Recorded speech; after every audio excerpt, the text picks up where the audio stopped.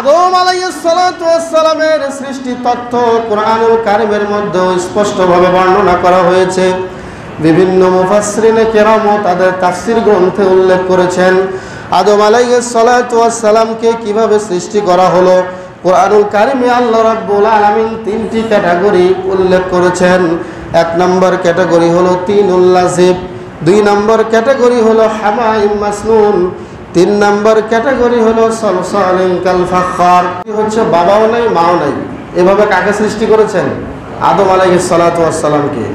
দ্বিতীয় পদ্ধতি হলো মা আছে বাবা নাই, এই পদ্ধতিতে আল্লাহ সৃষ্টি করেছেন ঈসা আলাইহিস সালাতু ওয়াস সালামকে।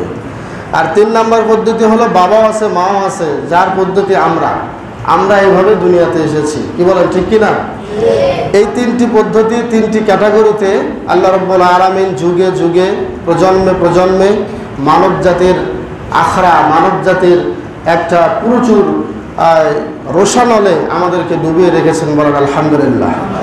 এইভাবে এক পর্যায়ে যখন আল্লাহ রাব্বুল আলামিন আদমকে সৃষ্টি করার জন্য মনোনিবেশ করলেন, তখন তিনি পরামর্শ চাইলেন ওই জিন জাতির কাছে। জিন জাতির কাছে কি চাইলেন? পরামর্শ চাইলেন এবং তাদের কাছে আল্লাহ রাব্বুল আলামিনের অভিপ্রায় তিনি ব্যক্ত করলেন। আল্লাহ রাব্বুল আলামিন বলেছেন, আউযু বিল্লাহি মিনাশ শাইতানির রাজীম, বিসমিল্লাহির রহমানির রহিম, ইন্নী জাইলুন ফিল আরদি খলিফা। আল্লাহ বললেন, আমি পৃথিবীতে খলিফা প্রেরণ করতে চাই, খলিফা নিযুক্ত করতে চাই। এই প্রস্তাব যখন জিন জাতির সামনে আল্লাহ রাব্বুল আলামিন পেশ করলেন, তখন এই জিন জাতির মধ্যে আর একটা দল ছিল, তারা হলো ফেরেশতার দল। ফেরেশতা এবং জিন জাতি উভয়ের সামনে যখন আল্লাহ এই বক্তব্য পেশ করলেন, তখন তাদের মধ্য থেকে কিছু জবাব আসলো। জবাবটা কি? আতাজালু ফিহা মান ইউফসিদু ফিহা ওয়া ইয়াসফিকুদ দিমা ওয়া নাহনু নুসাব্বিহু বিহামদিকা ওয়া নুকদ্দিসু লাক। এভাবে অনেকগুলো অভিপ্রায় জিন এবং ফেরেশতা জাতির মধ্য থেকে আসলো।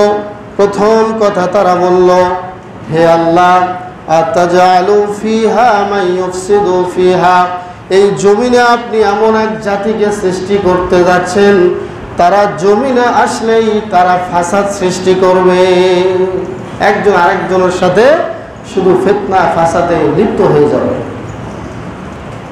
এরপরে ওয়াতাসফিকুদ দিমা, তারা রক্ত প্রবাহিত করবে, অন্যায়ভাবে জেনে না জেনে মানুষকে হত্যা করে ফেলবে। অ্যাকচুয়ালি ফেরেশতাদের কথা, জিন জাতির কথা সত্য ছিল কি ছিল না? ছিল। তারা জানে এবং তারা এরকম সিচুয়েশন আগে পার করে এসেছে, তাদের মাঝেও এরকম রক্তপাতের ঘটনা ঘটেছে। এরপরে তারা আরো বলল, নাহনু নুসাব্বিহু বিহামদিকা ওয়া নুকদ্দিসু লাক, আল্লাহ, আমরাই তো আপনার প্রশংসা করি, আমরাই আপনার তাসবিহ পাঠ করি, আর দরকার নাই কাউকে সৃষ্টি করার। এরপরে আল্লাহ রাব্বুল আলামিন বললেন, শোনো, ইন্নী আ'লামু মা লা তা'লামুন, ও হে ফেরেশতার দল, আমি আল্লাহ যা জানি তোমরা তা জানো না। আমি খলিফা, আমি মানব জাতি সৃষ্টি করব, আমি সৃষ্টি করেই দেখাবো। এরপরে আল্লাহ রাব্বুল আলামিন আদমকে সৃষ্টি করার প্রস্তুতি গ্রহণ করলেন। বলেন সুবহানাল্লাহ।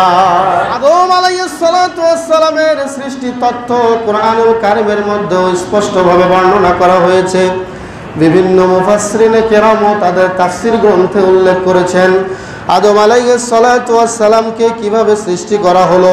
কোরআনুল কারীমে আল্লাহ রাব্বুল আলামিন তিনটি ক্যাটাগরি উল্লেখ করেছেন।